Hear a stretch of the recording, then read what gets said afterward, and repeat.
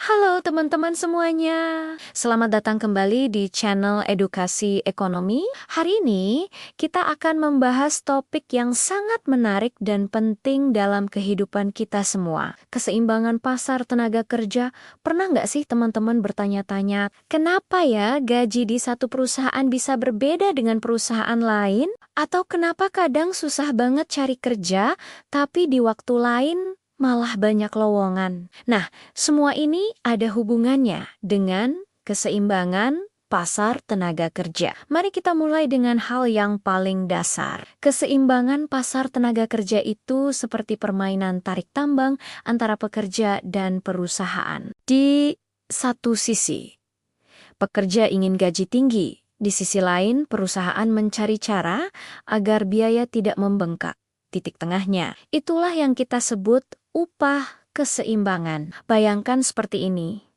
Kalau upah terlalu tinggi, banyak orang pengen kerja, tapi perusahaan nggak sanggup bayar. Sebaliknya, kalau upah terlalu rendah, perusahaan pengen rekrut banyak orang, tapi siapa yang mau kerja dengan gaji serendah itu?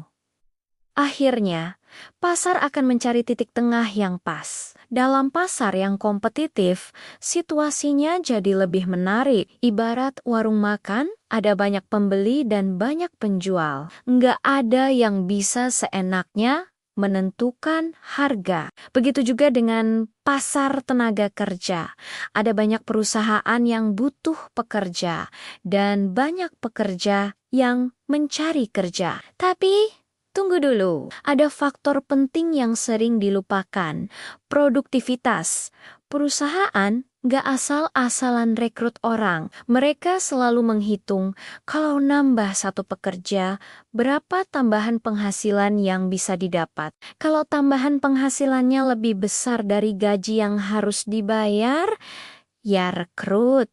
Kalau enggak, skip dulu. Nah, disinilah pentingnya skill dan pendidikan. Makin produktif seorang pekerja, makin tinggi nilai tambah yang bisa dia berikan ke perusahaan. Hasilnya, daya tawar yang lebih kuat untuk dapat gaji lebih tinggi.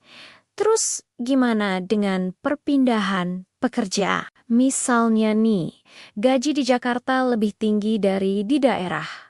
Wajar dong kalau banyak yang hijrah ke Jakarta. Nah, perpindahan ini sebetulnya membantu menciptakan keseimbangan baru. Upah di daerah asal naik karena pekerja berkurang, sementara di Jakarta turun karena persaingan makin ketat. Pemerintah juga nggak tinggal diam. Mereka punya berbagai kebijakan untuk mengatur pasar tenaga kerja. Misalnya, pajak gaji ini bisa bikin perusahaan mikir 2 kali sebelum rekrut orang. Atau sebaliknya, subsidi upah yang membantu perusahaan rekrut lebih banyak pekerja. Yang menarik, kadang pasar tenaga kerja nggak selalu kompetitif. Di beberapa daerah, mungkin cuma ada satu perusahaan besar yang jadi pemberi kerja utama. Ini yang kita sebut monopsoni. Dalam situasi ini, perusahaan punya kuasa lebih besar dalam menentukan upah. Bagaimana dengan imigrasi?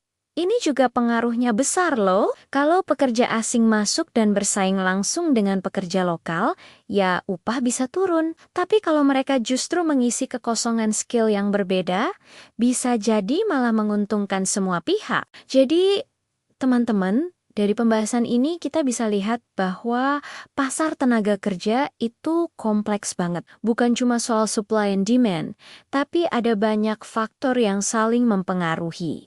Yang kita sebagai pekerja atau calon pekerja harus terus meningkatkan skill dan produktivitas supaya punya nilai tawar yang lebih baik di pasar kerja. Nah, itu dia pembahasan tentang keseimbangan pasar tenaga kerja. Semoga video ini membantu teman-teman memahami konsep ekonomi yang penting ini. Jangan lupa like, share, dan subscribe ya. Sampai ketemu di video berikutnya dengan topik ekonomi yang gak kalah menarik